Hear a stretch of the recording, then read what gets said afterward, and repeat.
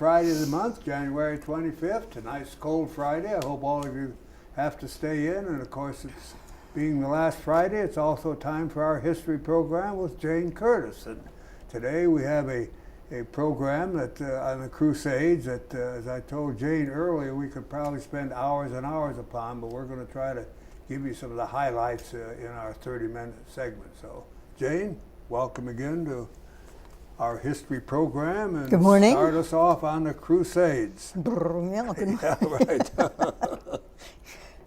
The Crusades are certainly a many-headed monster, so to speak. There's so many aspects to it running off in the distance.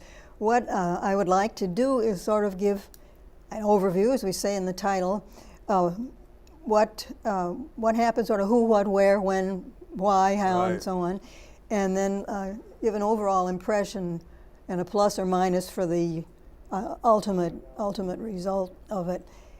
We have here, if we start out with the what, it was a series of expeditions from Western Europe off to the Levant. What the Levant covers the area, Egypt up on around eastern end of the Mediterranean, and then back to Greece. It's a handy term for that. Yeah. That's the area that it covers.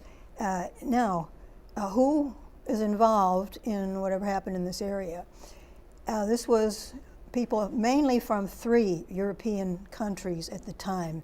If we could look at the lower map here, you will see that Europe at the time, we're going to name the time and set that in just a moment, but you will see that Europe, you had Okay, there we are. you had a big Hungarian state, you had the Holy Roman Empire, which was mainly German and some North Italian. You had Frankish things over here. You had a Spain, pretty much the way it is. And you had in Rome, you had a pope, the Western Roman Empire. And over here, you had the Eastern Roman Empire. You had Constantinople, or Byzantium, as it was called then. So you had these 2 empires going on here. In this direction, you had the Turkish Empire ever expanding. Down here, of course, you had Muslims all across here and in still in part of Spain, because the time period we're talking about is the, roughly speaking, the end of the 1000s, the end of the 11th century to the end of the 13th. So it all gets enclosed in about period of about 200 years. The overall area, when we look at the map up above here, that we see this patchwork quilt, if we take that away for a moment, we can see that it's a rather extensive area. Here is England, France, or the French, and the Holy Roman Empire, which was essentially a German state. These are the 3 main nationalities involved. And it was a mass movement over to the east. Now, we tend to think of Europe as having been a monolithic, but as you can see, it was not a monolith. No. It was all Roman Catholic as far as Christian religion went. We tend to think of what on the eastern side of it also as monolithic, but it was not. It was really not. There were different sultanates going on. There were a few Christians, the Christian orders in the early years. The Hospitallers, for example, the Knights of St. John, did what their name says. They set up sort of relief places, because there were pilgrims, few and far between, coming in. But what really started things off, and this, as I say, is in the, we're now in the 1000s, 11th century. Yeah. And the Saladin, who was a very important figure in the Muslim world, a very cultured, for the times, liberal person, but he didn't unite all these Muslim states exactly, but he drew them together, combined them, which gave them more strength. And they had pretty well closed off access to the Holy Land, particularly Jerusalem. And this sort of set something off with the Christians. Well, it wasn't an alarm bell first. You had an emperor, Byzantine emperor here in the east, and he and the emperor sent a word over to the Pope in Rome, and they said, we would like to hire some soldiers. We want to beef up our forces because these Muslims over here have been doing things and we're just a little nervous. But the Pope thought, this is a wonderful opportunity to strike a blow, for Christianity and all that. So he put out the word. But they had shut them out of Jerusalem at that time, didn't they? The access Muslims, was closed to the right. holy places for Christians. Right. And this, as I see it, didn't huge alarm bells, loud alarm bells didn't go off immediately, but I did result in this request of the Eastern Empire for some military support. There's a contradiction in terms right away. Yeah. But the Pope put out the word, and France at that time was not a solid country under the king. A large portion of southern France was in a feudal status to the king. So the king was aware of what went on, and I guess, of course, approved of all this. But it was the Duke of Toulouse, Raymond IV of Toulouse, who responded immediately to this.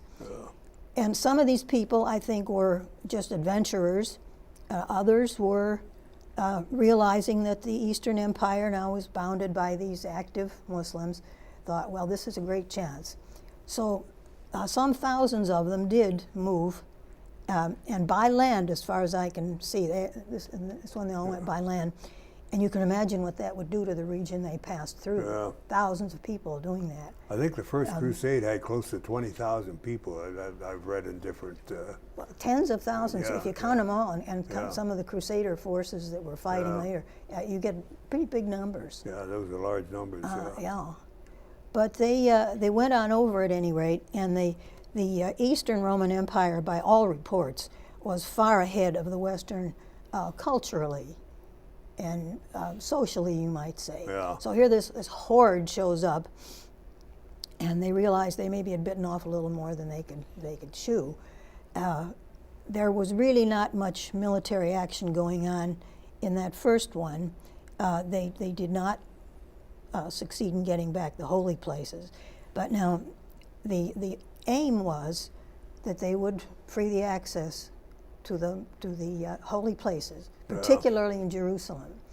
And what finally happened in the long run, there was a band of territory, mainly along the coast here, cities of Acre and Aleppo and some of these places, that they held, and even going up here a little bit in this territory. They went for these cities, and they went to kill.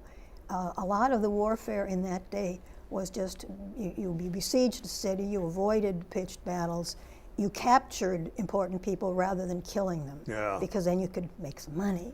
You could do that. Well, in this case, it was much more serious. It wasn't what we think of exactly as Christian, but on the other hand, they thought they were defending the church and keeping up access to the holy places. The number of crusades varies depending on how you define them, but there were, I would say, at least 8 or 9 incursions, expeditions going on. The third one is perhaps one of the most famous, because that's the one you had Richard I of England, the Lion-Hearted, and you had Philip II of France, and then you had the Holy Roman Emperor, who was one of the Fredericks. Yeah. There were a lot of Fredericks. Now the Pope at that time was Urban, wasn't it, when it first started? I believe it was Urban yeah. the Third. I Third, think or Urban first. the Third. Yeah. It was one of the Urbans. Yeah, it was Urban. We went Urban through the Second. Urban yeah. the Second. Yeah. It was completely different. Yeah. We went through an Urban or two, and there was an Innocent, Pope Innocent. I think Pope Innocent was the one that succeeded. Urban died allegedly of shock when he heard about one of these Muslim takeovers of a Christian position in the East. And Innocent the Third, I think it was, who took over. Yeah. Later on, you had a Gregory coming into the picture. Jane, let me interject. Don't lose your train of thought, though. But Urban also, I found interesting. He actually established the first hierarchy for the Pope, how it would be structured there. Did he? Yeah, I didn't know that. And and it's lasted to this day that they're holy castle and what have you. Yeah, well, He actually set that up. goes back a long way. Yeah, It survived it the does. split, hmm? Yeah, yes, it did. Yeah. Yeah. Yeah. Huh. So Interesting. yeah. Yeah. Yeah, go ahead. I hope keep your thought. You were talking. Keep my thought. Yeah. Well, I was going to talk a little more about the Third Crusade. Yeah. 'Cause we can't go into a lot of detail anywhere here, but that one was interesting because of these people who were in it. Richard the Lionhearted, of course, was not a very nice man, really. And he's shown in The Lion in Winter. The way he's portrayed in that is quite right. He was out for the adventure. I think his reasons were political. But he did actually conquer 2 cities for the Crusader forces. He conquered Acre and Jaffa, and they're somewhere along here in the middle. Acre is good access to Jerusalem. He did not conquer Jerusalem, but he made a treaty with Saladin, and then he went on back to England. Allegedly, this is a bit of trivia, it was he who brought back the swans, the famous swans on the Thames, which I understand to this day are there. But he did sweep on down. In his case, he went down through France. He married a princess of Navarre on his way, allegedly for support from Navarre, and they took ship, and that must have been a pretty horrendous trip there going. But the German emperor died en route, and the Frenchman went home. So that crusade was pretty much just handled by the English. Now that one occurred. So you were already into the 1100s. The first one didn't have a lot of success. The fourth one was a very peculiar one that's designated as the fourth major one. It didn't have any one big name leading it, but it begins to be a little bit farcical somehow, and you begin to realize that the original noble purpose is falling apart. Yeah. Because you had a couple of French counts from down here in this area directing it. Now the Pope had called it again. We want to go and do this. These French counts did not have the power of the king to just raise any amount of money they wanted. Yeah. And financing one of these things was tremendous, because you had to pay for all of your men-at-arms, and all your little foot soldiers and everybody else. That came and the wheeling and dealing that went on there was considerable. But what they did was rent. But Jane, they could also, I assume they did some looting along the way. Well, so we're just about to come to a great looting job, yes. Yeah, okay. Right in the midst of this what's designated the Fourth Crusade. Yeah. What they did was rent, I think 200 and some ships, I think it was, from the Doge of Venice. Yeah. And their crews, and some support materials. And when it came to the crunch, they couldn't pay. So the Doge said, all right, well then you just go down here. One of my liege cities here has not been paying up, so you just go down there and take that for me. So they did. The purpose of the crusade disappeared. Well, here they were at loose ends at that point. So what they did, they had been more or less in this area. They'd come over from southern France, and here's Venice. They simply moved across. I say simply, it couldn't have been all that easy, but they went across the Balkans here to Byzantium, and these people were well aware from the First Crusade they didn't want any part of it. Now this is the Third Crusade. No, this is the fourth. Fourth, We're into okay. The fourth, yeah. The one that didn't have really any one strong leader. Well, none of them held together well, but they had big names at the top. But they diddled in the politics there. They removed one emperor and substituted another, and then they sacked the city. This is where you get into the looting. Yeah. I guess they had just been good for too long. They couldn't stand it. They sacked the city, and there was plenty there, because it was a very rich city, which they did, and set up their own state, which they called the Latin Empire. So you realize this was the end of having your two equal Roman empires, the Eastern and the Western. That was in an end at that point. And they said actually that empire lasted until the Turks took it over. It lasted in name only. Now, the papal ideas very often favored after all this going on, going down and coming in through Egypt. And that's what the last ones pretty well did, or tried to do. You had a crusade with Louis IX of France, a large crusade, many thousands of people. Louis and his entire entourage went to Cyprus as a staging point, and they got there okay. They took it over, took over the city and took over everything else, which of course the locals didn't like. But Jane, Syria and Egypt were originally Christian, then the Muslim took over, and then the Crusades came in. Well, they weren't completely Christian. Yeah, but they're predominantly, weren't they? I don't think they were at that early stage, because see, this is pre-1200, really, when all this began, pre-1100 when all this begins.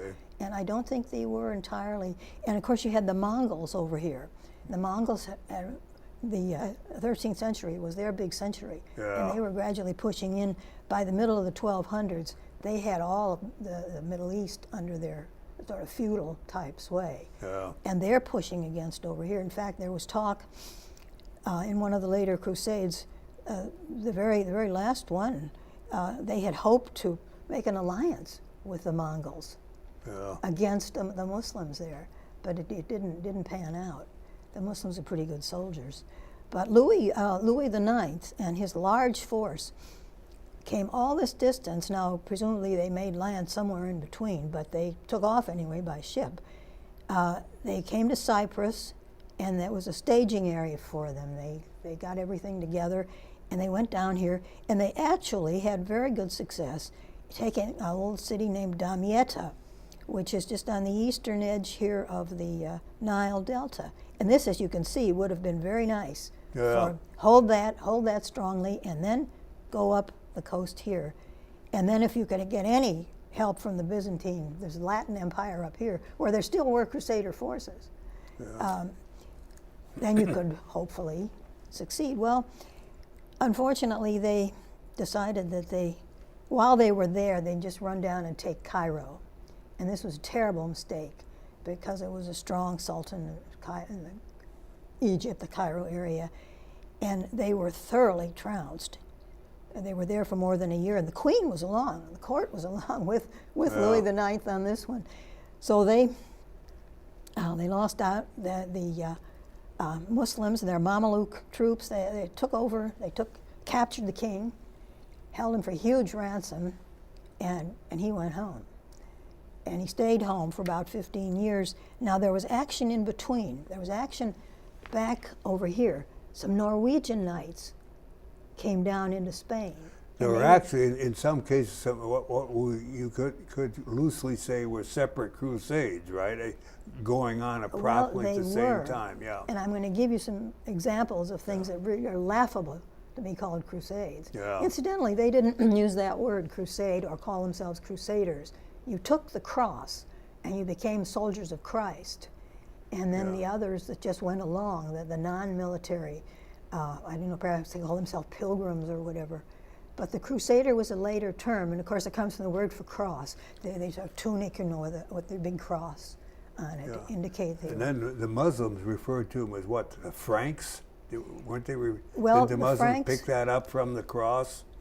That term? No, well, it came from the old days when the Frankish tribes, when the Gauls. And when Charlemagne and his Frankish Empire got going, that was, well, not so long in the past, it was in the 800s that he started that going, so it was a problem.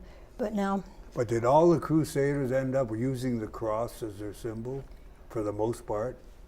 On their yes, tonics? I would say that they probably did, because you see, even those, now, in mentioning here some of the things that were going on back here, that had nothing whatsoever to do with the Holy Land.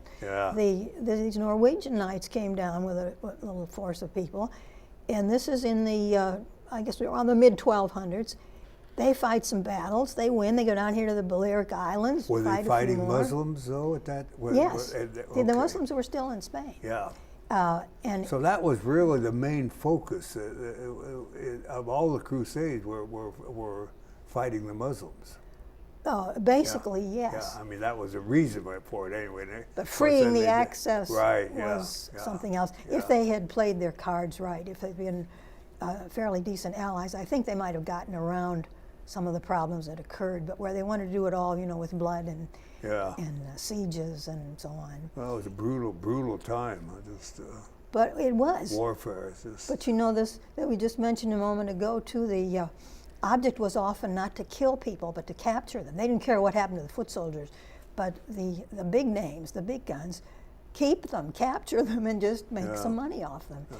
But in the East, that was not the case. You couldn't have captured one of the Muslim leaders, say, and held him for ransom. I mean, it would have been impossible to do. But Jane, allegedly in the first crusade, when the Crusaders took Jerusalem, they killed just about everyone, whether they're Christian, Muslim, they didn't care. They killed just widely. wiped them out.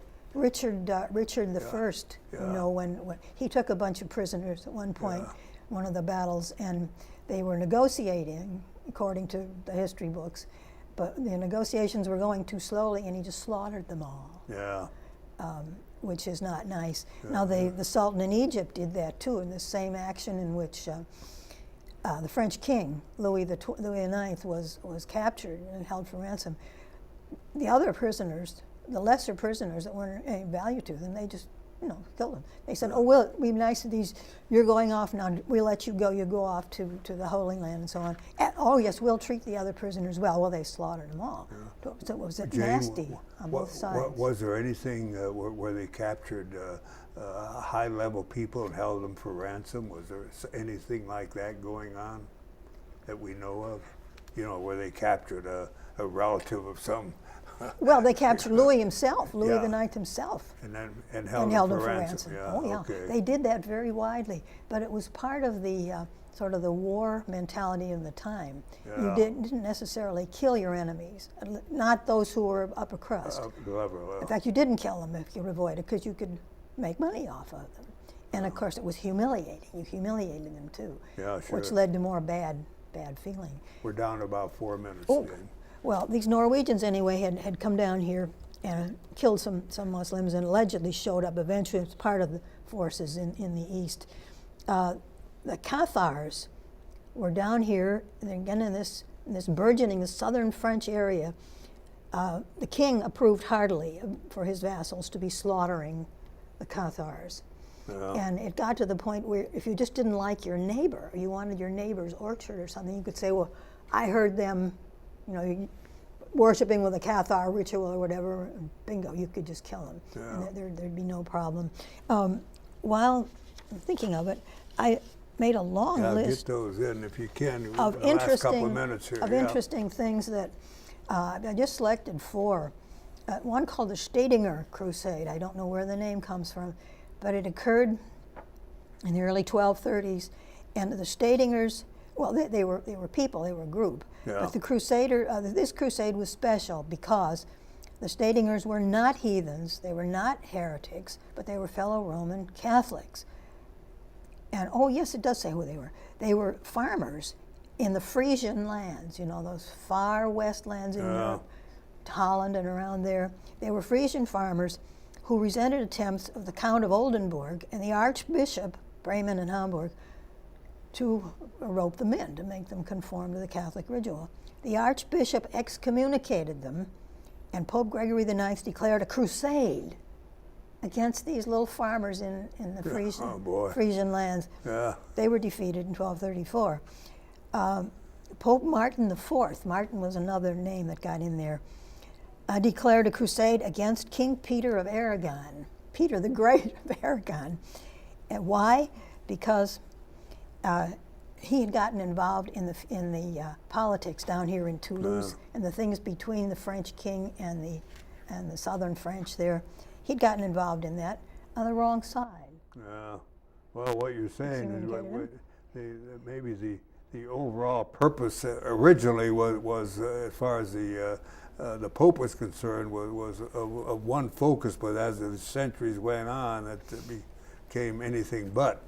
If you supported the Pope would support you. Yeah. Sort of. Then it was called the Alexandrian Crusade. October, and this 1365, so this didn't stop, with the end of what we think of as the Crusades. A minor seaborne crusade against Muslim Alexandria, commercial, entirely commercial. And the one that I really like here, the Mahdian Crusade, as we know from our news today, is North Africa. The Mahdian Crusade of summer 1390 was a French-Genoese enterprise against Muslim pirates in North Africa, and their main base led by Louis II, the French Duke of Bourbon. Okay. So these things, the ones we've already mentioned, about what Jane, they were. We're down to a attacking. minute. How about any closing comments? Yes. I think the confusing nature of the period and of what went on, and of course lack of communication, they couldn't be in touch with each other either, is very well shown by the fact that in discussing it, we have gone to many different points. And of course we've done this, we've shown the area in which all of this took place, in which it was crammed. Yeah. The original motivation really went by the boards. They were no longer just trying, please let us come peacefully and worship in this area. It's not the case anymore. We want the territory, and economically as well as politically. The effect it had on people was, of course, to open communications a little more, to make the East much better known in the West. They kind of discussed the East with the West because they weren't as on the same cultural level. But think of the Arab medicine, military advancements, technical advancements. Ophthalmology was begun in those days. All these things that, on the one side, these people were bloodthirsty and cruel, but so were the Western people. And they also had, as to what good may have come out of it, a lesson might have come out of it, but I don't think it really did. No. And twisting motivation is always a bad thing. But they were colorful. There was a movie called The Crusades, early 1930s, and it actually isn't bad. I have it, and if anybody is interested in looking at that movie, it reflects it quite well of the Third Crusade. And done in the 30s. Loretta Young and Henry Wilcoxon are in it. Well, we have some seniors that might remember those people. Well, yes, we do. Right. But no, should anybody be interested, they can just call me or email me and let me know. But no, I do think that the net result of it is that it started out really quite innocently as to just reinforce our forces because Muslims are getting closer. We don't want to look weak, and this just multiplied because it was fertile ground for the call to fall upon. Okay, Jane, thank you very much. I hope our audience found it as interesting as I did. So.